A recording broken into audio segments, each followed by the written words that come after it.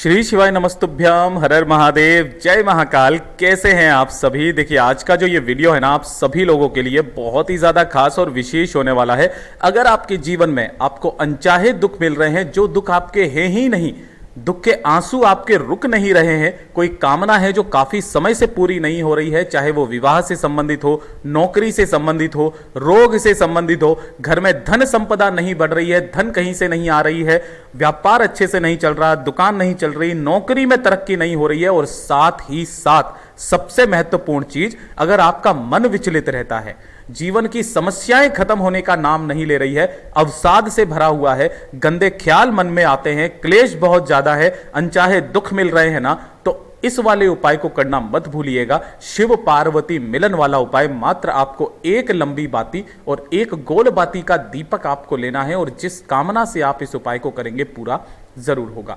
पूज्य गुरु जी की कथा से सुन करके और समझ करके पूरे उपाय को बड़े ही विस्तार से बताऊंगा, परंतु उससे पहले आप सबसे एक छोटी सी प्रार्थना कि जो लोग पहली बार आए हैं, चैनल को सब्सक्राइब जरूर कीजिएगा और वीडियो को लाइक करके देवादिदेव महादेव जी का कोई सा भी प्यारा नाम कमेंट बॉक्स में लिखना मत भूलिएगा। इस पूरे वीडियो के अंदर हम लोग 3 महा उपायों के बारे में बात करेंगे, जो ना सिर्फ आपके मनोवांछित फल की कामना की पूर्ति करेगा, आप विवाह से संबंधित, नौकरी से संबंधित, रोग, धन, संपदा से संबंधित जो भी समस्या होगी उसे खत्म करेगा, जीवन में मिल रहे अनचाहे दुखों की भी खात्मा जरूर करेगा। तो ध्यान से सुनते जाना, समझते चले जाना।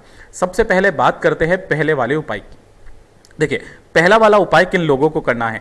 अगर आपकी कोई कामना है, कोई इच्छा है जो काफी समय से पूरी नहीं हो रही है, देवादिदेव महादेव जी से कह करके थक चुके हो, चाहे वो आपके विवाह से संबंधित हो, चाहे वो आपकी नौकरी से संबंधित हो, चाहे वो आपके रोग से संबंधित हो, चाहे वो संपदा को बढ़ाने के लिए हो ना, तो इस वाले उपाय को कल के दिन जरूर करिएगा। ठीक है ना, कल का बहुत विशेष दिन है।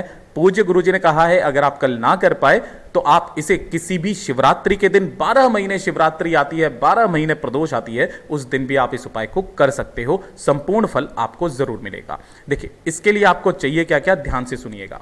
सबसे पहले आपको चाहिए होगी एक बेलपत्र जो कहीं से भी खंडित टूटी फूटी ना हो। ध्यान रखना नीचे की ये जो डंडी है ना, आप तोड़ देते हो, इस डंडी को तोड़ना नहीं है, इसके नीचे का ये जो डूट होता है ना, ये गणमान्य का स्थान होता है, ये भी होनी चाहिए। तो एक बेलपत्र आपको इस तरीके से लेनी है, और एक लोटा शुद्ध जल अपने घर का, ताजा जल अपने घर का लेकर के आपको पहुंच जाना होगा। कहां पर, सुबह या शाम, जब भी आपको समय मिले ना, कहां पर जाना है, बेलपत्र पेड़ के नीचे।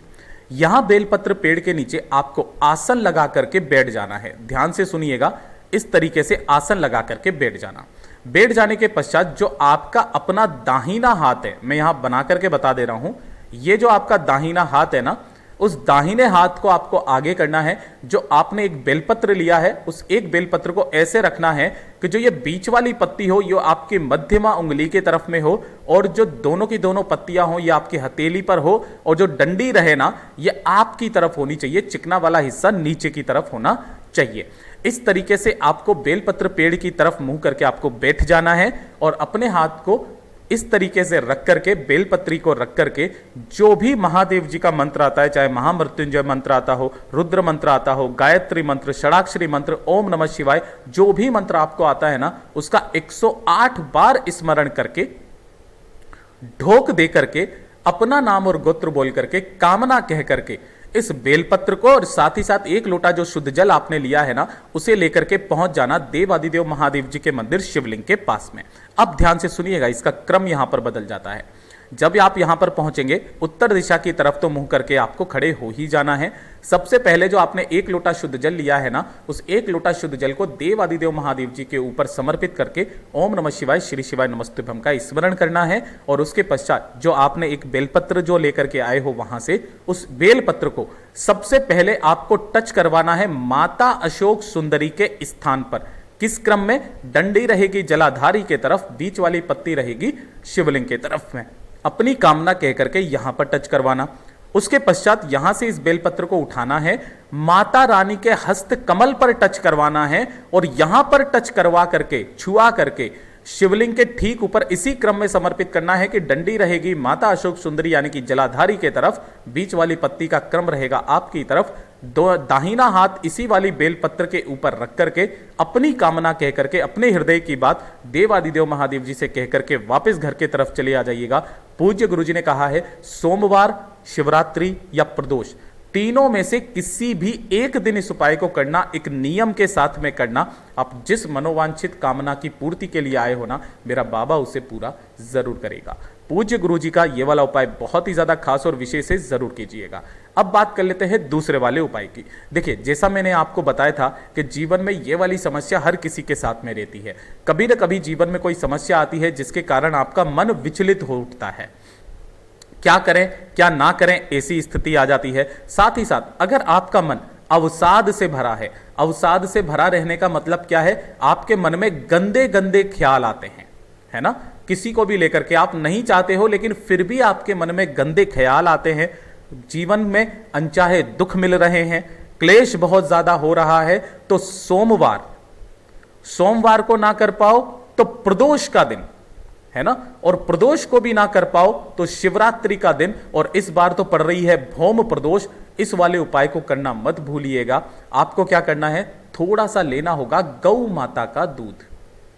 गौ माता का दूध आपको लेना है, कैसा, कच्चा दूध, जिसे एक भी बार गर्म नहीं किया गया होता है, ठीक है ना, ज्यादा नहीं चाहिए, 1 से 2 चम्मच आपको चाहिए, और किसी भी एक स्टील के लोटे में। ध्यान रखना, इस वाले उपाय में आपको तांबे का लोटा काम में नहीं लेना है, कोई सा भी स्टील का लोटा लेना, उसके अंदर 2 से 4 चम्मच ये दूध डाल लेना, और पूरे के पूरे कलश को अपने घर के शुद्ध जल से भर लेना। इसे लेकर के आपको पहुंचना होगा कहां पर, महादेव जी के मंदिर शिवलिंग के पास में, उत्तर दिशा नॉर्थ डायरेक्शन की तरफ मुंह करके खड़े हो जाना है, और अवधूतेश्वर महादेव जी के नाम से, ध्यान रखना, अवधूतेश्वर महादेव जी के नाम से वो जो आपने दूध का लोटा लिया है जिसके अंदर जल मिलाया हुआ है ना, शिवलिंग पर समर्पित करना। ओम नमः शिवाय, श्री शिवाय नमस्तुभ्यम का स्मरण करते हुए कुछ इस तरीके से। ध्यान रखना, किन महादेव जी के नाम से करना है, अवधूतेश्वर महादेव जी के नाम से। जो भी मंत्र आपको आता है, महामृत्युंजय मंत्र, रुद्र मंत्र, गायत्री मंत्र, षडाक्षरी मंत्र, जो भी मंत्र आपको आता है ना, उस मंत्र का स्मरण करते हुए अब जो भी दूध जलाधारी से बहता बहता नीचे की तरफ आकर के गिरेगा, ध्यान से सुनिएगा, यहां पर नीचे की तरफ आकर के गिरेगा, अपने दाहिने हाथ में थोड़ा सा जल और दूध का मिश्रण आपको यहां पर एकत्रित करना है। अपना नाम और गोत्र बोल करके उसके छींटे आपको अपने ऊपर मार लेने हैं। आपके मन में जो भी मन विचलित है, अवसाद से भरा है, गंदे ख्याल आते हैं ना, वो सारे खत्म हो जाएंगे, आपके जीवन के सारे कलेश खत्म हो जाएंगे। आपके जीवन में जो भी अनचाहे दुख मिल रहे हैं ना, मेरा बाबा उन्हें हर लेगा, इसीलिए उन्हें हर हर महादेव का नाम भी कहा जाता है। पूज्य गुरु जी का बहुत ही अद्भुत और अचूक उपाय है, जरूर कीजिएगा। अब बात कर लेते हैं तीसरे वाले उपाय की, जिसके लिए आपने थंबनेल में देखा था, एक लंबी बाती का और एक गोल बाती का दीपक, ठीक है। देखिए, काफी सारे जो लोग होते हैं ना, उन्हें इनका क्रम नहीं पता होता है। धन लक्ष्मी के लिए जब भी आप उपाय करते हैं, धन नहीं आ रहा है, माता लक्ष्मी जी का आपके घर में वास नहीं है, व्यापार अच्छे से नहीं चल रहा है, दुकान नहीं चल रही है, ग्राहक नहीं आ रहे हैं, है ना, खर्चा बहुत ज्यादा हो रखा है, नौकरी में तरक्की नहीं हो रही है, तो घर में धन की आवक को बढ़ाने के लिए ना इस वाले उपाय को किया जाता है। देखिए, 2 तरीके के दीपक होते हैं, एक होता है लंबी बाती का दीपक, एक होता है गोल बाती का दीपक, ठीक है। अब आपको इनका क्रम नहीं पता होता है, मैं आपको बताता हूं, ध्यान से सुनिएगा। आपको करना क्या है कि जो गोल बाती का दीपक होता है ना, यह आपके घर में धन की स्थिरता लाता है। क्या करता है, धन की स्थिरता, जितना है उतना ही रहता है, अनावश्यक खर्चों को रोकता है ना। और घर में धन संपदा की वृद्धि के लिए ना हमेशा लंबी बाती का प्रयोग किया जाता है ना। किसका, लंबी बाती का प्रयोग किया जाता है, ताकि धन संपदा हमेशा बढ़ती रहे, ठीक है। तो आपको क्या करना है, एक लंबी बाती का दीपक लेना है, और इसी के साथ में कुछ भी मीठा भोग के लिए वो लेना है। चाहो तो आप चीनी भी ले सकते हो, थोड़ी सी मिश्री भी ले सकते हो, और 1 लोटा शुद्ध जल अपने घर का लेना। लंबी बाती का दीपक, थोड़ा सा मीठा मिठाई और 1 लोटा शुद्ध जल, इन्हें लेकर के प्रदोष काल में पहुंच जाना। कहां पर, बेलपत्र पेड़ के नीचे। किस दिन, या तो किसी भी सोमवार के दिन, या फिर किसी भी प्रदोष के दिन, और या फिर किसी भी शिवरात्रि के दिन।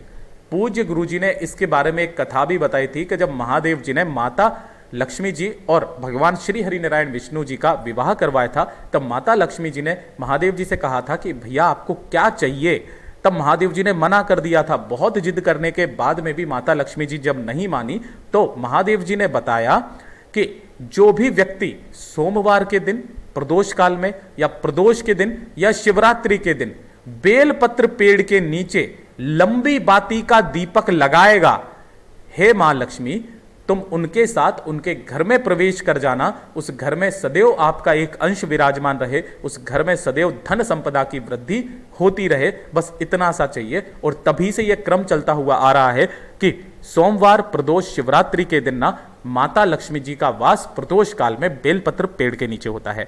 आपको यही दीपक यहां पर लगाना है। दीपक की जो बत्ती है ना वो आपको उत्तर दिशा की तरफ करनी है। इसके नीचे कुछ ना कुछ आसन जरूर लगाना और साथ ही साथ थोड़ा सा मिठाई का भोग यहां पर लगा करके 1 लोटा शुद्ध जल यहीं पर समर्पित कर देना। ओम नमः शिवाय, श्री शिवाय नमस्तुभ्यम का स्मरण करते हुए जो भी व्यक्ति, जिस घर का कोई भी नारी, स्त्री, पुरुष सोमवार, प्रदोष और शिवरात्रि के दिन बेलपत्र पेड़ के नीचे लंबी बाती का दीपक लगाता है ना, उसके घर में कभी भी धन संपदा, वैभव की कमी नहीं रहती है। पूज्य गुरु जी के ये सभी उपाय बहुत ही ज्यादा खास और विशेष जरूर कीजिएगा। वीडियो अगर पसंद आए तो लाइक जरूर करना, साथ ही साथ चैनल को सब्सक्राइब जरूर कीजिएगा।